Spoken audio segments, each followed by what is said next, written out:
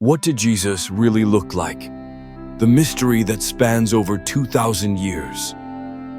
For more than 2 millennia, the image of Jesus Christ has become one of the most recognizable and revered symbols of Christianity. His face is depicted in countless paintings, sculptures, and stained glass windows across the world. But have you ever stopped to wonder, what did Jesus really look like? Most of us have grown up with a familiar image, a man with flowing, light brown or golden hair, piercing blue or hazel eyes, and fair skin. These portrayals, however, owe more to European Renaissance art than to historical accuracy. The question remains, does the Bible provide us with a clear description of Jesus' appearance? And if so, have we misunderstood it all along? Beyond artistic interpretations, science has also attempted to unravel the mystery. The Shroud of Turin, an ancient cloth said to bear the imprint of a crucified man, has sparked debate among theologians, historians, and researchers for centuries. Some believe it holds the key to revealing the true face of Jesus, while others dismiss it as an elaborate, medieval forgery. With modern advancements in forensic anthropology and historical research, we may be closer than ever to understanding what Jesus really looked like. But does his appearance even matter? After all, Jesus did not come to be admired for his physical features. He came to change the world. His teachings of love, compassion, and sacrifice are what shaped history, not the color of his hair or the contours of his face. So why do we remain so fascinated by this mystery? Perhaps because knowing the truth about his physical form feels like uncovering a hidden piece of history, one that connects us more deeply to his time on earth. Or perhaps, in seeking to see his true face, we are searching for something greater, a reflection of faith, hope, and divine purpose. Join us as we embark on this journey to uncover the real image of Jesus through scripture, history, science, and faith. What we discover may surprise you. What does the Bible say about Jesus' appearance? A journey through 2,000 years of history. Many people might be surprised to learn that the Bible does not provide a detailed description of Jesus' physical appearance during his time on earth. Unlike other historical figures, whose likenesses have been preserved in statues, coins, and written records, Jesus' appearance remains an enigma. Why? Perhaps because his mission was never about physical grandeur, but about spiritual transformation. Still, there are a few key biblical passages that hint at what Jesus may have looked like. First, Isaiah 53:2, a humble and unremarkable appearance. One of the most telling verses comes from Isaiah 53:2, a prophecy about the coming Messiah. He had no beauty or majesty to attract us to him, nothing in his appearance that we should desire him. This statement is striking. It suggests that Jesus did not stand out because of his looks. Unlike earthly kings or religious leaders who often displayed their status through extravagant clothing and majestic appearances, Jesus was different. He was not meant to impress people with his physical presence, but with his words and deeds. Imagine the contrast. While rulers of his time, like Roman emperors and Jewish high priests, adorned themselves with gold and fine robes, Jesus lived simply, blending in with the ordinary people. He walked among fishermen, tax collectors, and the poor, speaking with wisdom rather than relying on an imposing physical stature. This aligns with his message. Blessed are the meek, for they will inherit the earth. Matthew 5:5. Revelation 1:14-16. The glorified Christ. While the Bible does not describe Jesus' earthly appearance in detail, it vividly portrays his appearance upon his return in the book of Revelation. The description in Revelation 1:14-16 is vastly different from Isaiah's prophecy. His head and hair were white like wool, as white as snow, and his eyes were like blazing fire. His feet were like bronze glowing in a furnace, and his voice was like the sound of rushing waters. This is a powerful and awe-inspiring image of Christ in his divine glory. His white hair symbolizes wisdom and eternity. His blazing eyes reflect divine judgment and righteousness, and his bronze feet indicate strength and power. This is no longer the humble teacher who walked among men. This is the triumphant king returning in majesty. The stark contrast between these two descriptions raises a crucial point. Jesus' true power was never in his physical form, but in his divine nature and mission. 3. What did Jesus look like on earth? So, based on the Bible, what could Jesus have really looked like? He was likely of average height for a Jewish man in the 1st century, around 5'5" or 1.65. His skin was probably olive-toned, not the fair complexion often depicted in Western art. His hair was likely dark and short in keeping with Jewish traditions of the time. As a carpenter and a traveler, he was likely physically strong and rugged, accustomed to manual labor. While the Bible does not focus on Jesus' earthly appearance, this omission seems intentional. Jesus was never meant to be remembered for how he looked, but for what he did. As we continue this exploration, one question remains. Why do we feel the need to define his appearance at all? Perhaps, in searching for his face, we are truly seeking his presence. Was Jesus white? Unraveling the misconception. For centuries, Western art has portrayed Jesus as a fair-skinned, blue-eyed man with long, flowing hair, a figure that closely resembles European ideals of beauty. From Renaissance paintings to modern-day films, this image has been cemented in popular culture. But was Jesus really white? The answer, based on history and anthropology, is no. Jesus was born in Bethlehem, raised in Nazareth, and belonged to the tribe of Judah, a lineage of ancient Jewish people.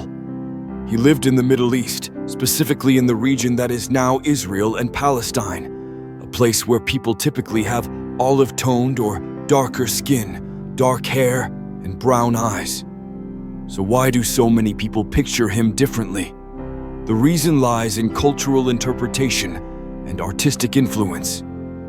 1. The influence of European art. The misconception of Jesus being white largely stems from Western Renaissance art. During the 14th and 15th centuries, famous European artists such as Leonardo da Vinci, Michelangelo, and Raphael created paintings of Jesus using European models. One of the most famous examples is Leonardo da Vinci's The Last Supper, 1495 to 1498. This iconic painting depicts Jesus and his disciples as light-skinned men with delicate features, reflecting the European standards of beauty at the time. While the artwork itself is a masterpiece, it unintentionally misled generations into believing that Jesus had a European appearance. Another contributing factor is the influence of Christianity's spread across Europe. As Christianity became dominant in Rome and later in other European nations, religious imagery reflected the people and culture of the artists creating them. A Middle Eastern-looking Jesus was simply not something that resonated with European audiences at the time. Jesus in different cultures. Interestingly, Jesus has been depicted differently in various parts of the world. People across different cultures tend to reimagine him to reflect their own heritage and make his presence feel more relatable. In Japan, artistic interpretations of Jesus sometimes give him East Asian features, showing him with straight black hair and softer facial features. This is not because of historical accuracy, but because people connect more deeply with an image that feels familiar. In Ethiopia and parts of Africa, Jesus is often depicted with dark skin, tightly curled hair, and African facial features. In Latin America, Jesus is sometimes portrayed with darker skin and indigenous features. This shows that every culture sees Jesus through its own lens, emphasizing his universal significance rather than his historical appearance. 3. What did Jesus really look like? While the Bible does not describe Jesus' physical features in detail, history and anthropology suggest that he likely had olive to dark skin like other Middle Eastern men of his time, had dark, short, curly hair and a well-groomed beard, as was the custom among Jewish men, was of average height, likely around 5'5" or 1.65 meters, had a lean but strong physique, as he worked as a carpenter and frequently traveled on foot. In contrast to the idealized, fair-skinned portrayals of Jesus, historical reconstructions based on skulls from first-century Jewish remains suggest that he looked very different from the Western depictions we see today. 4. Does it matter what Jesus looked like? At the end of the day, Jesus' mission was never about his physical appearance. He did not come to impress people with his beauty. He came to teach love, compassion, and salvation. His skin color does not change his message. Whether he is depicted as white, black, Asian, or Middle Eastern, his teachings remain the same. The true importance lies not in how he looked, but in what he did. His sacrifice, his wisdom, and his love for all humanity. So, the next time you see an artistic depiction of Jesus, remember, that image is a cultural interpretation, not a historical fact. Jesus belongs to all people, of all nations, of all backgrounds. His true power lies in his words, not in his physical form. In the end, faith is about recognizing Jesus in our hearts, not in his facial features. The Shroud of Turin, scientific evidence or religious mystery. One of the most controversial and mysterious artifacts linked to the appearance of Jesus is the Shroud of Turin. This ancient cloth, which bears a faint image of a man who appears to have suffered crucifixion, has fascinated scientists, historians, and theologians for centuries. Could this relic truly be the burial cloth of Jesus, or is it simply an elaborate medieval forgery? The shroud has undergone numerous scientific tests, but the results remain inconclusive. Some claim it is the most compelling physical evidence of Jesus' crucifixion, while others argue that its origins are far less divine. 1. What is the Shroud of Turin? The Shroud of Turin is a 14-foot-long, 4.3 meters, linen cloth that features a faint, negative image of a man. The image appears to depict a bearded man with wounds on his hands, feet, and side, injuries that match the biblical description of Jesus' crucifixion. Believers say this is the very cloth that covered Jesus' body after his death, and that the image was imprinted during his resurrection. Skeptics, however, question its authenticity, arguing that it could be a medieval relic created centuries later. The Vatican has never officially declared the shroud to be authentic, but has allowed it to be venerated as a symbol of faith. New scientific studies, a 2,000-year-old mystery? Despite skepticism, several scientific studies have attempted to determine the age and origin of the shroud. Carbon-14 dating in 1988. A radiocarbon test conducted by 3 laboratories concluded that the shroud dated back to the Middle Ages, 1260 to 1390 AD, suggesting that it could not have belonged to Jesus. However, critics argue that contamination from centuries of handling and exposure to fire may have skewed the results. Recent research, 2013 and 2018. Some studies claim that the shroud could be around 2,000 years old, based on chemical and textile analysis. Researchers examining pollen grains and fibers found evidence suggesting origins in the Middle East, which aligns with Jesus' time and location. The light burst hypothesis. Some scientists believe that the image on the cloth was formed by an intense burst of energy, possibly a form of radiation, which could correspond to the moment of resurrection. This idea is still debated, as no known natural process can replicate the image's formation. Blood and wound analysis. The stains on the shroud have been identified as real human blood, and forensic studies suggest that the wound patterns align with crucifixion injuries described in the Gospels. The position of the wounds and blood flow suggests that the man was nailed to a cross rather than tied, adding to the mystery. 3. Could it be a forgery? Despite compelling evidence, many scholars remain unconvinced. Skeptics argue the carbon dating results contradict its biblical timeline. No historical record mentions the shroud before the 14th century. Artists in the Middle Ages were capable of creating lifelike religious relics. Some researchers propose that the shroud may have been intentionally created as a religious artifact, though they struggle to explain how the image was made. 4. The unanswered question: is it real? So, is the Shroud of Turin truly the burial cloth of Jesus, or just a medieval hoax? Science has yet to provide a definitive answer. For believers, the shroud remains a sacred relic, a powerful reminder of Jesus' suffering and resurrection. For skeptics, it is a historical enigma, an artifact wrapped in mystery. But perhaps the true significance of the shroud lies not in proving Jesus' existence, but in what it represents: faith, sacrifice, and the enduring mystery of divine truth. The question remains, what do you believe? Does appearance really matter? The true essence of Jesus' mission. In our world, appearance often takes center stage.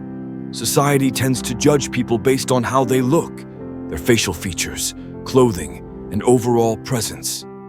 But when it comes to Jesus Christ, does his physical appearance matter? The answer is simple: no.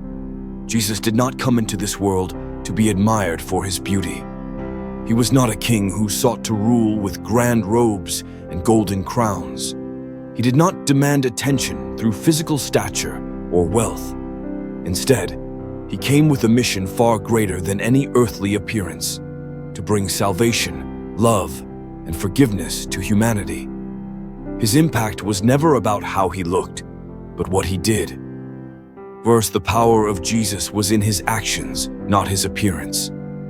Throughout history, many leaders have built their power through image and authority, through impressive appearances, luxurious lifestyles, and grand gestures. But Jesus did the opposite.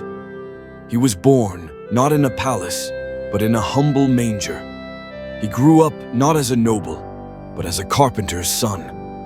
He walked among the poor, the sick, and the outcasts, rather than seeking the company of the powerful.